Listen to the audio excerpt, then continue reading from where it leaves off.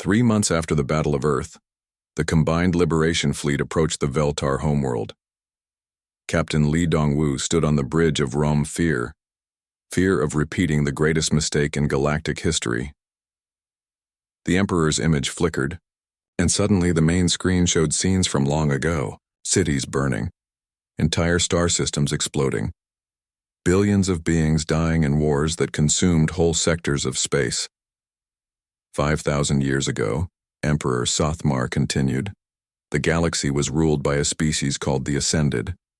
They had evolved beyond physical limitations. They could manipulate matter with their thoughts, travel between dimensions, even influence the flow of time. Li felt a chill. What happened to them? They destroyed themselves. Their power grew so great that they lost touch with their physical origins. They began treating other species like insects. Eventually, they started wars that nearly destroyed all life in the galaxy.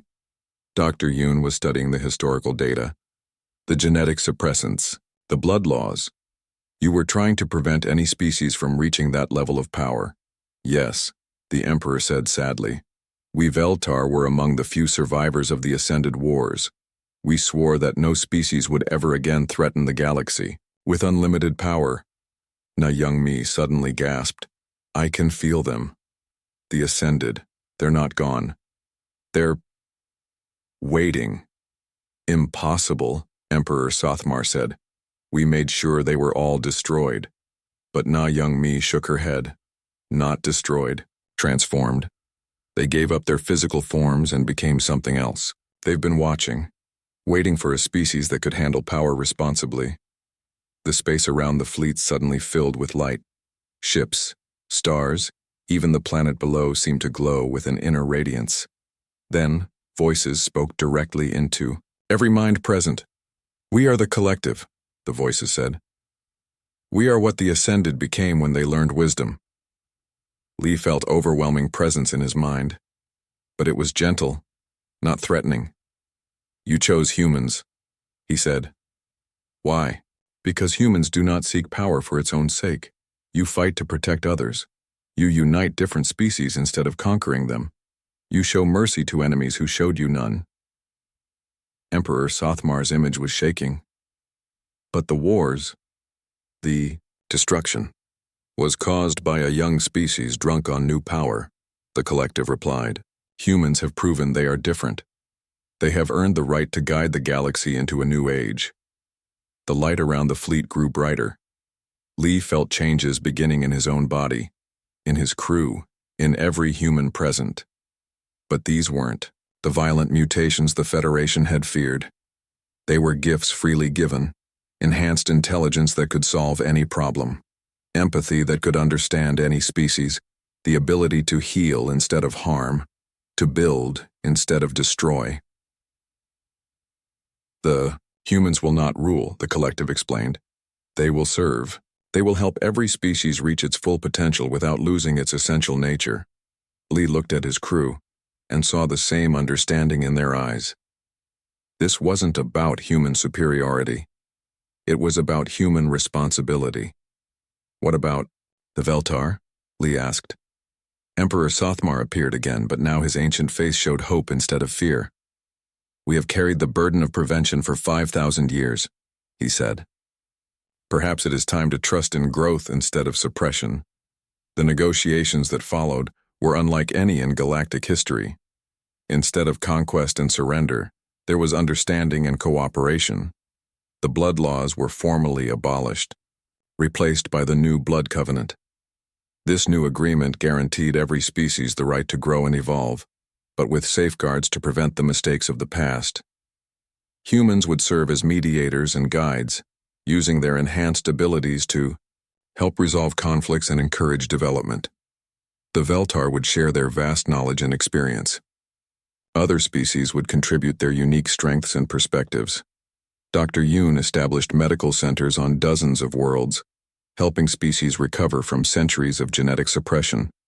Park designed new technologies that could be safely shared between different levels of civilization. Kim trained security forces to protect the growing alliance without oppressing anyone. Na Young Mi became the first ambassador of minds, using her psychic abilities to facilitate communication between species that had never been able to understand each other before. Admiral Kang reformed the space fleet into a true peacekeeping force, with ships and crews from every member species working together. 1 year after the end of the Blood Laws, Lee stood in the new council chamber on Earth. Representatives from over 100 species sat together, discussing plans for exploration and development that would benefit everyone. The Ao chamber was built in the shape of a spiral, with no head table or positions of dominance. Every species from the ancient Veltar to newly discovered civilizations had an equal voice. "The galaxy is changing," observed President Lim Kite, who now led the Earth government. "Species that were enemies for millennia are becoming friends." Lee nodded, watching a group of young beings from different worlds working together on a science project. Some were human children showing enhanced abilities. Others were young Veltar learning to question ancient assumptions. Still others belonged to species that had been freed from Federation oppression. "It's not perfect," Lee said. "It never will be, but it's better." Dr. Yoon approached them, her medical scanner showing data from the latest health surveys. "The genetic damage from the suppression is healing faster than we expected. Within a generation, most species will return to their natural potential." "And beyond?" asked Park, who was studying reports from exploration ships finding new worlds and new peoples. "Beyond, we grow together," Lee replied. "We learn from each other. We make sure that no species ever again has to face the choice between power and wisdom." As the sun set over Earth, Lee walked to the observation deck of the council building. The Baekdu sat in orbit above, no longer a warship but an exploration vessel preparing for humanity's next mission. Minsu was training a new generation of pilots from dozens of species. Kim had established an academy for peacekeepers who would protect the growing alliance. Park was designing ships that could safely carry mixed crews to distant galaxies. Na Young Mi had discovered that her psychic abilities were evolving again. She could now sense potential civilizations in other galaxies, species that might benefit from contact with the Alliance. "Ready for another mission, Captain?" she asked, joining him at the window. Lee smiled, feeling younger despite the gray in his hair. The chemical suppressants were completely gone from his system, and his enhanced human abilities were still growing stronger. "Always," he said. "But this time, we're not running from something or fighting against something. We're exploring towards something." "What's that?" Lee looked up at the stars, where human ships flew alongside vessels from 100 different worlds, all of them working together to build a better galaxy. "The future," he said. "A future where every species can become what it was meant to be." The Baekdu had started its journey as a ship of outcasts defying unjust laws. Now The it was stars leading an looked cold alliance and of distant through species the towards bridge window of the undreamed of Baekdu. possibilities among Captain the Lee stars. Dongwoo sat in his command chair, watching the empty space around his ship. His uniform was old and patched in several places. The Federation had stripped him of his rank 3 years ago, but his crew still called him Captain. "Sir, we're getting a signal," said Lieutenant Kim Tae-ho from his station. His left arm was metal from the elbow down, a reminder of the Mars colony attack. The Federation called such modifications impure, but Kim was the best weapons officer Lee had ever seen. "Put it through," Lee ordered. The main screen lit up with static, then cleared to show a desperate human face. The man was bleeding from a cut on his forehead. "This is Research Station Delta 7, the man gasped. "We need help. They're doing things to people here. Terrible things. Please. Anyone who can hear this." The signal died. Lee looked around his bridge. His crew was small, but loyal. Commander Park Ji-young worked at the engineering station, her fingers flying over controls that she had modified herself. The Federation said her ship changes were dangerous, but they made the Baekdu faster than any ship its size. Dr. Yoon Hana stood near the medical bay door. She had been thrown out of Federation hospitals for asking too many questions about human patients. Now she was their ship's doctor. Pilot Choi Min-soo sat at the helm, his cybernetic eyes glowing softly in the dim light. The Federation said his enhancements made him less than human. Lee thought they made him the best pilot in known space. "Captain," Park said, looking up from her station. That signal came from inside Federation space. Restricted area. I know, Lee replied. He had been expecting this day for a long time. How long to get there? 6 hours if we push the engines, Minsu answered. Lee stood up slowly. He was not a young man anymore. Gray touched his black hair and lines marked his face, but his eyes were still sharp. Set course, he said. Maximum speed. The Bekdu turned and jumped into hyperspace. The ship shook as it flew faster than it was supposed to. Park's modifications held as they always did. During the flight, Lee called his crew together in the small meeting room. They sat around a metal table that had seen better days. You all know what we might find, Lee said.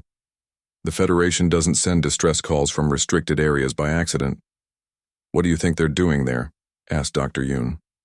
Lee was quiet for a moment. I think they're proving that humans don't belong in their galaxy. Kim's metal fingers tapped on the table. The blood laws, he said with anger in his voice. Everyone knew about the blood laws. They were Federation rules that decided which species were pure and which were lesser. Humans were considered lesser. They could serve in Federation ships but never as captains. They could work in Federation labs but never as lead scientists. They could live on Federation worlds but only in certain areas. The Veltar species had written the blood laws long ago. They were old and powerful, and they ruled the Federation Council. They said the laws kept peace in the galaxy. But Lee knew better. I served the Federation for 20 years, Lee said. I followed their rules. I believed their lies, but I've seen what they really think of us. He looked at each of his crew members. They don't want us to grow. They don't want us to learn. They want us to stay small and weak forever. So what do we do? Asked Minsu. We find out what's happening at that station, Lee said. And then we decide if we're going to keep hiding or start fighting. The Bekdu dropped out of hyperspace near Research Station Delta 7. The station hung in the darkness like a metal spider. It was bigger than Lee had expected. No other ships, reported Kim from weapons. Scanning now, said Park. Her modified sensors could see through most Federation shielding. I'm reading human life signs about 50 people, but something's wrong. Wrong how? Asked Lee. Park frowned at her screen. Their bio readings are strange, like they've been changed somehow. Lee felt cold. Take us in closer. Quietly. The Bekdu moved toward the station like a hunting cat. Minsu's piloting skills kept them hidden from the station's sensors. Docking bay is open, Minsu reported, but no security. Too easy, Kim muttered. Lee agreed, but they had come too far to turn back now. Dock us. Everyone suit up. The docking bay was empty and silent. Emergency lights cast red shadows on the walls. The air smelled wrong, too clean, like a hospital. Lee led his crew into the station. Their boots echoed in the empty halls. They found the first laboratory after 10 minutes of searching. Dr. Yoon stopped at the door and stared inside. Dear God, she whispered. The lab was full of glass containers. Each one held a human floating in blue liquid. Wires and tubes connected to their heads and bodies. Screens showed their brain patterns and heartbeats. They're alive, Yoon said, checking her scanner. But barely. Lee read the labels on the containers. Each had a name and a number. At the bottom, in small letters, were the words, Genetic Inferiority Study, Phase 7. Captain, Park called from a computer terminal. You need to see this. Lee walked over. The screen showed files and data. Park had broken through the security easily. It's all here, she said. Everything they've been doing to us. Look. Lee read the files. Each word made him angrier. The Federation had been taking humans for years. They brought them to stations like this one. Then they did experiments to prove that humans were weak and stupid. But the files showed something else. The experiments weren't working. The human subjects kept showing abilities that surprised the researchers. They learned faster than expected. They adapted to changes quickly. They solved problems in ways that confused their captors. "They're not trying to help us," Lee said. "They're trying to find ways to keep us down." The team found more labs, more humans in containers, more evidence of the Federation's lies.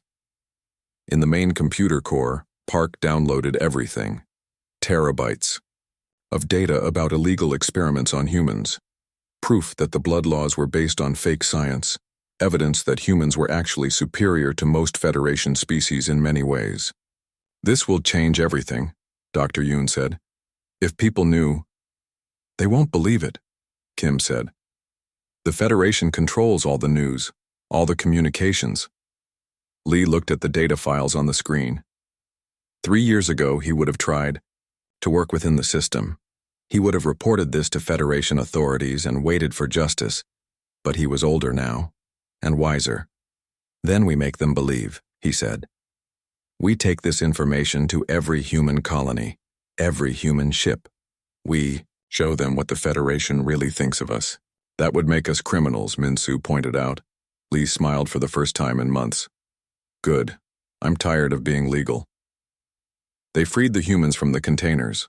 Most were too weak to travel, so Dr. Yoon set up medical care on the station. She also took samples of the chemicals they had been using on the prisoners. "These drugs," she told Lee later, "they slow down human brain development, make us think less clearly. The Federation has been putting them in our food and water for decades." Lee felt a rage building inside him. Not just anger, but something deeper. A need to fight back against everything that had held his people down. "How long would it take to make an antidote?" he asked. "With the right equipment, maybe a week?" "Do it." As they prepared to leave the station, Lee made an announcement to his crew. "We're not going back to hiding in the Outer Rim," he said. "We're not going to keep running small cargo jobs and pretending everything is fine." He looked at each of them. "The Federation has been lying to us our whole lives. They've been poisoning us, experimenting on us, keeping us weak." "So what's the plan?" asked Park. Lee turned to look at the stars outside the station window. Somewhere out there were millions of humans who didn't know the truth, who still believed the Federation wanted to help them. "We're going to wake them up," he said. "All of them." "And then?" asked Kim. Lee's smile was cold and determined. "Then we show the galaxy what humans can really do." The Baekdu left the station behind and jumped back into hyperspace. But this time they weren't running away from something. They were running toward a war that had been building for decades, a war between the truth and the lies, between freedom and control, between those who wanted to keep humans down and those who refused to stay there. Captain Lee Dong-woo and his crew had made their choice. They would defy the blood laws. They would break every rule the Federation had made to keep humans small, and they would not stop until every human in the galaxy knew they were meant for something greater than slavery, disguised as citizenship. The Baekdu flew through space toward New Seoul, a human colony world on the edge of Federation space. Captain Lee Dong-woo stood on his bridge, watching the planet grow larger on the main screen. It looked peaceful from far away, but Lee knew better. "Federation patrol ships around the planet," reported Kim Tae-ho from his weapons station. 3 destroyers and a cruiser. "Too many for a simple colony world," said Commander Park Ji-young. She had been working on ship upgrades for the past week ever since they left Research Station Delta 7. Lee nodded. "They're here for a reason. Take us in quietly, Min-Soo." Pilot Choi Min-Soo's cybernetic eyes glowed as he worked the controls. The Baekdu slipped past the Federation ships like a ghost. His flying skills had only gotten better since Dr. Yoon removed the chemical blockers from his system. Dr. Yoon had been busy too. She had made an antidote to the drugs the Federation used to slow down human minds. The whole crew had taken it. Lee felt sharper now, like someone had cleaned dirt from his eyes. "There," Min-Soo said, pointing to the screen. "Landing zone outside the main city. No Federation presence." They landed in a forest clearing. The trees of New Seoul were tall and green, reminding Lee of old Earth. But when they stepped outside, he could smell something wrong in the air. Something chemical. "They're poisoning the atmosphere," Dr. Yoon said, checking her scanner. Small amounts of the same drugs we found at the station.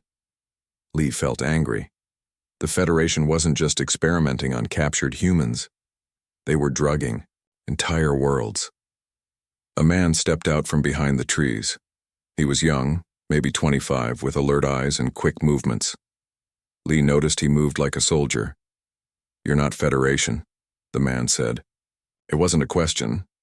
"No," Lee replied. "We're human, like you." The man relaxed slightly. "I'm Ryu Jae-sung. I lead the resistance here." Lee was surprised. He hadn't expected organized resistance on a Federation colony world. "Resistance?" asked. Park Ryu smiled grimly. "There are more of us than the Federation thinks. We've been waiting for someone like you." He led them through the forest to a hidden base built into a hillside. Inside, Lee saw dozens of humans working with equipment and weapons. They all had the same alert look as Ryu. "How long have you been fighting?" Lee asked. 3 years, Ryu said. "Ever since the Federation started the new health programs in our cities." He showed them to a meeting room where other resistance leaders waited. Maps covered the walls, showing Federation positions around the planet. "The health programs," explained a woman named Han Solby. "They said they were helping us live longer. Really, they were making us stupid. But some of us lived in the outer settlements," added another man, "away from the city centers. We didn't get the full doses of the drugs. We started to notice things." Lee listened as they told their story. The humans on New Sol had been slowly waking up over the past few years. Those who lived away from Federation control had clearer minds. They began to see the truth about their situation. "We tried to warn others," Ryu said, "but most people in the cities are too drugged to listen. They think the Federation is protecting them." Dr. Yoon stepped forward. "I have something that can help." She held up a small device. "This can clean the drugs from your people's systems, but it takes time." "How much time?" asked Han Solby. "A few days for each person, but once they're clean, they stay clean." Ryu looked excited. "We have maybe 200 people in the resistance. If we could clear their minds completely, you'd have an army," Lee finished. While Dr. Yoon worked on treating the resistance fighters, Park examined their equipment. Most of it was old Federation technology, captured or stolen over the years. "This won't work against their warships," Park said, looking at their weapons. "But I have some ideas." She showed them the modifications she had made to the Baekdu. The resistance fighters gathered around as she explained how human technology could be improved. "The Federation thinks in straight lines," Park said. "Their ships, their weapons, their tactics. Everything follows rules. But humans don't have to follow their rules." She had been working on new designs based on what they learned at the research station. Human brains, when not drugged, could process information in ways that surprised Federation scientists. They could make connections and solve problems that other species couldn't. "We can build weapons that adapt," Park explained. "Shields that learn. Ships that think." Over the next few days, amazing things began to happen. As Dr. Yoon treated more resistance fighters, they started showing abilities that had been hidden by the drugs. One man could calculate hyperspace jumps in his head. Without a computer, a woman figured out how to hack Federation communication systems just by listening to them. Children who had been labeled slow learners in Federation schools suddenly showed they were smarter than their teachers. "It's not just the drugs, Doctor," Yoon told Lee. "The chemicals were hiding something. Humans have natural abilities that the Federation never wanted us to discover." Lee watched a group of children working with Park on ship designs. They were creating blueprints for technologies that shouldn't be possible. Their young minds, free from years of chemical suppression, could see solutions that older humans missed. "Captain," Kim called from the communication station. "We're getting reports from other human colonies. Word is spreading about what we found." Lee looked at the messages flowing across the screen. Humans on dozens of worlds were asking questions. Some were starting to rebel against Federation authorities. But there was bad news too.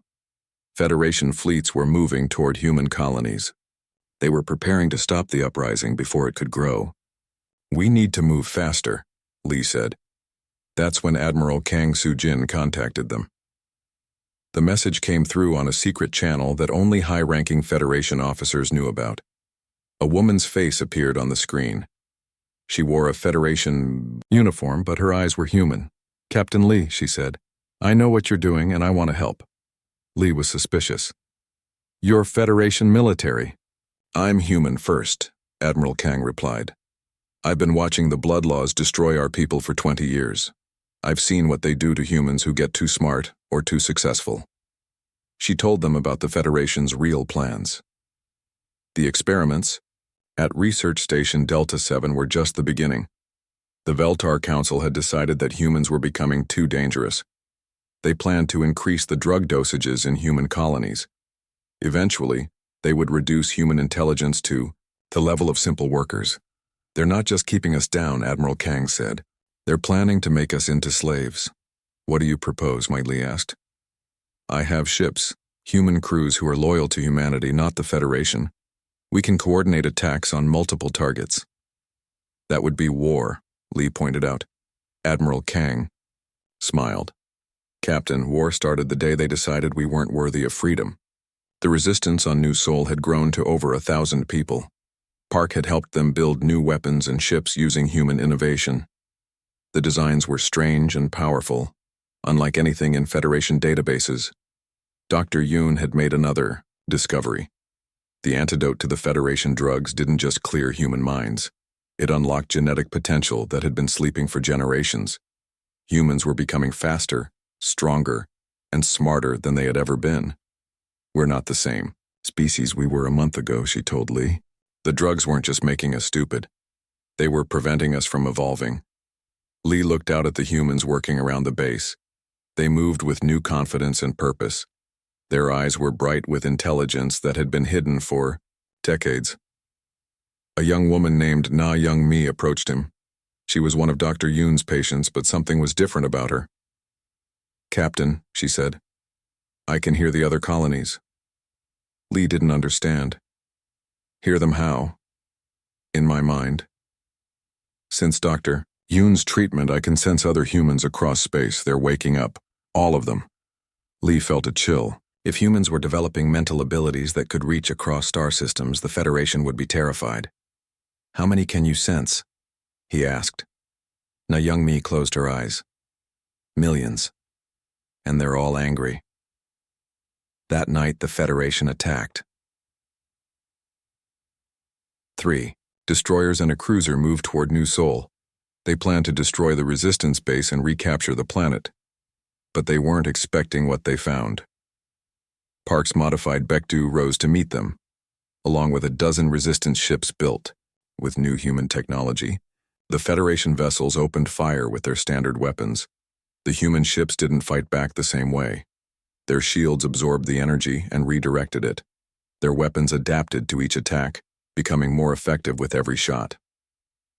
Kim Tae-ho sat at his weapons station on the Baekdu, but he wasn't just using his training anymore. The unlocked human abilities let him predict enemy movements and target weak points that sensors couldn't detect. Min-soo flew the ship in patterns that broke every rule of space combat. He moved like he was dancing with the enemy vessels, always, one step ahead of their attacks. The battle lasted only minutes. When it was over, all 4 Federation ships were destroyed or disabled. The human vessels had barely been scratched. Lee stood on his bridge, looking at the wreckage on the main screen. He felt proud and sad at the same time. News of the victory at New Sol spread across the galaxy faster than the Federation could stop it.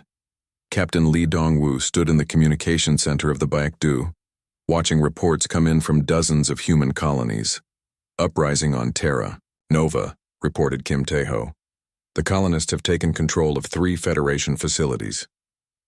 "Mars Base 7 has gone silent," added Dr. Yoon Ha-na. "But we're getting human resistance signals from the area." Na Young Mi sat in a corner, her eyes closed in concentration. Since her mental abilities had awakened, she could sense humans across vast distances. "I can feel them," she said quietly. "Thousands of minds waking up. The anger is growing." Lee felt the weight of responsibility on his shoulders. What they had started on New Sol was becoming something much larger, something that could change the galaxy forever. Captain, Commander Park Ji-young called from her engineering station. We're getting a coded message. It's from Admiral Kang. The main screen lit up with Admiral Kang Soo-jin's face. She looked tired but determined. Captain Lee, she said, I hope you're ready for what comes next. The Federation Council is meeting an emergency session. They're calling it the human problem. Lee didn't like the sound of that. What are they planning? Complete suppression. They want to increase drug levels in all human colonies and capture any humans showing enhanced abilities. Admiral Kang paused. But that's not the worst part. What could be worse? Inda asked Park. I've seen the secret files. The blood laws were never about keeping peace. They were about preventing any species from reaching their full potential. The Veltar have been doing this for thousands of years. Lee felt cold. How many species? Dozens. Maybe hundreds. The Veltar destroyed the records of most of them. Admiral Kang looked directly at the camera. Captain, humans aren't the first to be suppressed. But if we fight back successfully, we might be the first to break free. The transmission ended, leaving Lee and his crew in silence. Sir, Kim said finally, if that's true, then we're not just fighting for humans. We're fighting for every species the Veltar have kept down. One step at a time, Lee replied. But he was thinking about the implications. If they could prove that other species had been suppressed too, they might find allies. A new voice came, through the ship's communication system. It was deep and unfamiliar. Human vessel Baekdu, the voice said. This is Captain Oh Byung-ho of the Hidden Fleet. We need to meet. Lee looked at his crew. None of them had heard of any Hidden Fleet. Hidden Fleet? Lee responded. Identify yourself. Coordinates are being transmitted to your ship. Come alone if you want to learn the truth about human potential. Park checked her instruments. The coordinates point to the asteroid belt near old Earth. It's empty space. Or so it appears, said Min-soo. His cybernetic eyes were analyzing the data. But there are strange energy readings. Lee made his decision. Set course for the coordinates, but keep weapons ready. The journey to the asteroid belt took 2 days. During the flight, more reports came in about human uprisings across the galaxy. But there was disturbing news too. Federation fleets are moving, Kim reported. They're surrounding human colonies. They're preparing to attack civilian populations, Dr. Yoon said with anger in her voice. Na Young-mi suddenly gasped and opened her eyes. Something's wrong. I can feel fear, pain. They're hurting humans on the outer colonies. Lee's jaw tightened. The Federation was trying to end the rebellion by targeting innocent people. When they reached the coordinates, space appeared empty. Just floating rocks and cosmic dust. Nothing here, Min-soo said. Then Na Young-mi smiled. Look with your mind, not your eyes. She placed her hand on Min-soo's shoulder. His cybernetic eyes suddenly glowed brighter. There, he whispered. Ships, hundreds of them. They're hidden somehow. The space in front of them rippled like water. Suddenly, a massive fleet appeared. Ships of all sizes, from small fighters to huge battleships. But they were unlike any Federation vessels Lee had ever seen.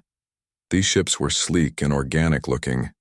They seemed to flow and change shape as he watched. The technology was clearly human, but far beyond anything in Federation databases. Welcome to the real human fleet, came Captain O's voice. A shuttle approached the Baekdu. Soon, Captain Oh Byung-ho stood on Lee's bridge. He was an older man with gray hair and intelligent eyes. His uniform was human-made but bore no Federation symbols. How long have you been here? Lee asked.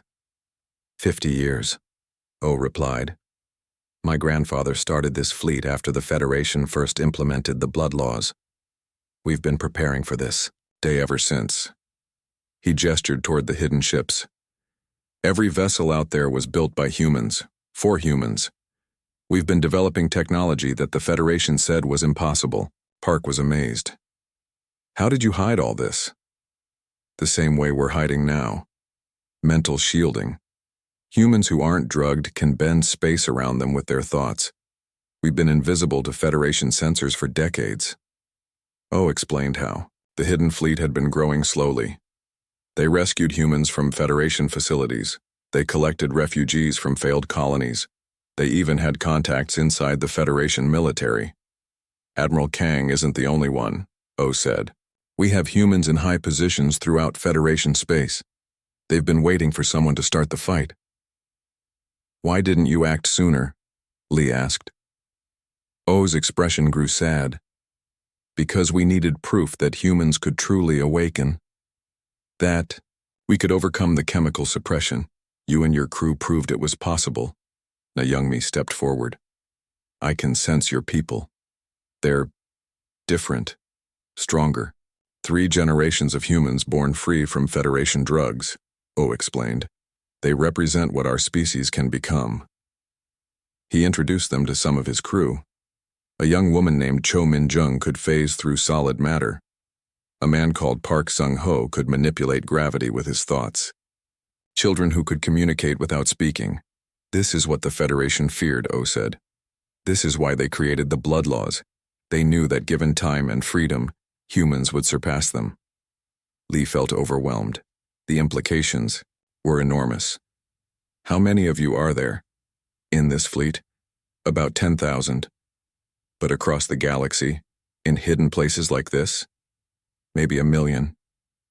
Dr. Yoon was examining scans of the enhanced humans. Their brain patterns are completely different. They're using parts of their minds that normal humans can't access. Not normal humans, O corrected. Suppressed humans. This is normal for our species. This is what we were always meant to be. Suddenly, alarms sounded throughout both fleets. Federation forces approaching, Kim reported. It's a big fleet. At least 50 ships. They found us, O said grimly. But Na Young-mi shook her head. No, they're not looking for us. They're heading for Earth. The main screen showed long-range sensors. A massive Federation armada was moving toward humanity's homeworld. At its head was a ship larger than anything Lee had ever seen. That's a Veltar dreadnought, O said. They only bring those out for planet killers. They're going to destroy Earth, Dr. Yoon whispered. Lee felt rage building inside him. The Federation wasn't just trying to stop the rebellion. They were planning genocide. How long do we have? He asked. 6 hours, Minsu calculated. O looked at his hidden fleet, then at Lee. My ships aren't ready for open warfare. We've been built for hiding, not fighting. Then we fight with what we have, Lee said. He turned to his crew. Send a message to every human ship in the galaxy. Tell them Earth is under attack. Sir, Kim said. Even if every human vessel responds, we'll be outnumbered 10 to 1. Lee smiled grimly. Then we'll have to be 10 times better. Na Young-mi's eyes suddenly went wide. Wait, I'm sensing something else. Other minds, not human, but angry. Afraid. What do you mean? Asked Dr. Yoon. Other species, on Federation worlds. They're watching what happens to humans. If the Federation destroys Earth, she paused. They know they could be next. O nodded slowly. The Federation has kept dozens of species under control. If humans break free, it might inspire others to rebel too. Can you contact them? Lee asked Na Young-mi. She closed her eyes, in concentration. I can try, but it's hard. Their minds are different from ours. Lee made his decision. This wasn't just about human freedom anymore. It was about breaking the chains that had held back countless species for millennia. Do it, he said. Tell them that if they help us save Earth, we'll help them save themselves. As Na Young-mi reached out with her mind across the galaxy, the combined human fleets began moving toward Earth.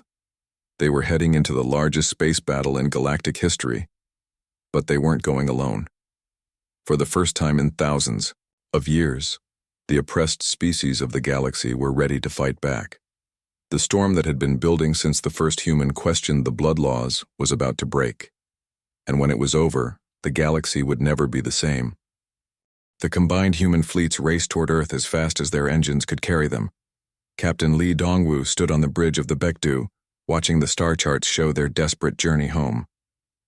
Federation fleet is already in Earth's system, reported Kim Tae-ho. They're positioning around the planet. How many ships? Asked Lee. Over 200, including that Veltar dreadnought. Lee felt the weight of the moment. Everything they had fought for came down to this battle.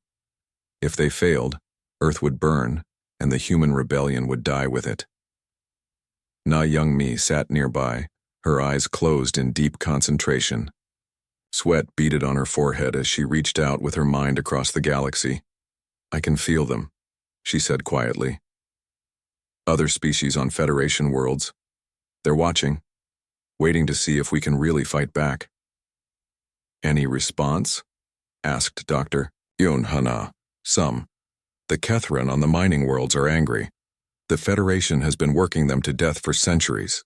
The Mordian traders remember when they had their own space empire before the Blood Laws. Captain Oh Byung-ho's voice came through the communication system from his flagship. We'll be at Earth in 2 hours. My technicians are ready to transmit the Defiance Proclamation. Lee nodded. They had spent the journey writing a message that would go out to every human colony, every human ship, and every oppressed species in Federation space. It would tell the truth about the Blood Laws and declare humanity's intention to be free. Captain, Commander Park Ji-young called from her station. I'm picking up new ships joining our fleet. Looks like Admiral Kang's people. The screen showed dozens of Federation vessels breaking away from their assigned positions and heading toward Earth. These were human crews who had decided to side with their own species instead of their Federation masters. Admiral Kang is hailing us, Kim reported. Admiral Kang Soo-jin appeared on the main screen. Her Federation uniform looked strange now, like a costume she was ready to take off. Captain Lee, she said, I'm bringing every human crew I could convince, about 40 ships. It's not much, but every ship matters, Lee assured her. What's the situation at Earth? Bad. The Veltar commander is demanding that Earth surrender. All humans with enhanced abilities. If they refuse, he'll start bombing population centers. Lee felt sick. The Federation was threatening to murder billions of innocent people. How long do we have? He asked. 3 hours. That's when their ultimatum expires. Lee looked around his bridge at his crew. These people had followed him from being simple outcasts to leading a galactic rebellion. Now they faced the greatest test of all. Send the Defiance Proclamation, he ordered. All frequencies, every world in Federation space. The transmission began. Lee's voice carried across the galaxy. People of the galaxy, this is Captain Lee, Dongwu of the human vessel Baekdu. For too long the Federation has used the blood laws to keep our species small and weak. They have poisoned our minds, stolen our children, and hidden our true potential. Today, we declare that humans will no longer bow to these lies. We are not inferior. We are not lesser beings. We are a species meant for greatness, and we will claim our destiny among the stars. To every human listening, you are more than the Federation told you. Remove their chemicals from your systems. Open your minds to what you can truly become. To every oppressed species, we fight not just for human freedom, but for the freedom of all who have suffered under the blood laws. Join us, and together we will build a galaxy where every species can reach its full potential. The message ended, but Lee wasn't finished. He opened a direct channel to the Federation fleet at Earth. This is Captain Lee Dong-woo to the Federation forces threatening Earth. You have no right to judge humanity. You have no authority to limit our growth. Withdraw now or face the consequences. The response came quickly. The screen showed a Veltar commander, his ancient face twisted with anger. Human scum, the alien said. You dare challenge the natural order? Your species is a disease that must be cured. Surrender now or watch your homeworld burn. Lee smiled coldly. Come and try. The battle for Earth began as soon as the human fleets arrived in the solar system. The Federation forces outnumbered them badly, but the humans had advantages the enemy didn't expect. The ships from Captain O's hidden fleet moved like living things, phasing in and out of normal space. Their weapons adapted to every Federation attack, becoming stronger with each exchange of fire. Minsu piloted the Baekdu through the battle like he was dancing. His cybernetic eyes could predict enemy movements seconds before they happened.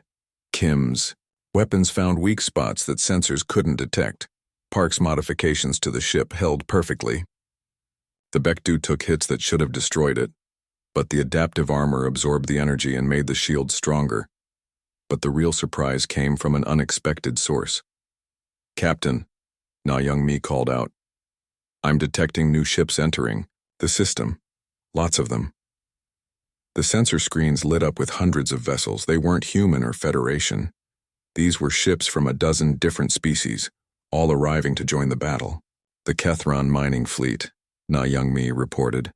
"The Mordian trader ships, even some Zilthak war vessels." Lee felt amazed. Species that had been enemies for centuries were working together against the Federation. "They heard our message," Dr. Yoon said with wonder in her voice. The tide of battle shifted quickly. The Federation had trained to fight individual species using their standard tactics. They had never faced a combined force of liberated peoples fighting together. Human ships provided coordination and adaptability. Kethron vessels brought massive firepower from their mining lasers. Mordian traders used their knowledge of Federation weaknesses. The Zilthak contributed their legendary warrior skills. But the Veltar dreadnought was still a massive threat. Its weapons could destroy entire continents, and it was moving toward Earth. "We need to stop that ship," Lee said. "It's too big," Admiral Kang replied over the communication system. "Our weapons barely scratch its shields." That's when Na Young-mi stood up, her eyes glowing with mental energy. "Not all weapons are made of metal," she said. She reached out with her mind, connecting with every human in the battle. Through them, she touched the minds of the alien allies. For the first time in galactic history, dozens of species joined their thoughts together. The combined mental force struck the Veltar dreadnought like a psychic hammer. The ancient ship's computer systems overloaded, its weapons powered down, its engines stopped. The massive vessel drifted helplessly in space. Lee watched in amazement as the Federation fleet began to surrender or retreat. Without their flagship, the enemy had lost the will to fight. "This is impossible," came the Veltar commander's voice full of fear. "Your species cannot have developed such abilities. The blood laws prevent." "The blood laws are broken," Lee interrupted, "and so is your power over us." As the battle ended, reports came in from across the galaxy. Human colonies were declaring independence. Other species were rising up against Federation rule. The rebellion that had started with one small ship was becoming a galactic revolution. President Lim Kite of the Underground Human Republic sent a message of congratulations. War Master Han Solby reported that Federation forces were retreating from dozens of worlds, but Lee knew this was just the beginning. The Veltar would not give up easily. They had ruled the galaxy for millennia, and they would fight to keep their power. "What now?" asked Park. Lee looked at the stars visible through the bridge window. Somewhere out there, the heart of the Veltar Empire still beat, the source of the blood laws and centuries of oppression. "Now we finish what we started," he said. "We take the fight to the Veltar homeworld. We end their tyranny forever." Na Young-mi smiled, her enhanced abilities showing her glimpses of possible futures. "I can see it," she said. "A galaxy where every species is free to grow and learn. Where the strong protect the weak instead of exploiting them. Where cooperation replaces domination." Lee nodded. That was the future worth fighting for. The future that humans and their new allies would build together. The war was far from over, but they had proven something important today. The blood laws could be broken. The Federation could be defeated.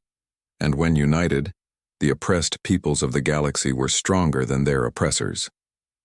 The final battle was yet to come.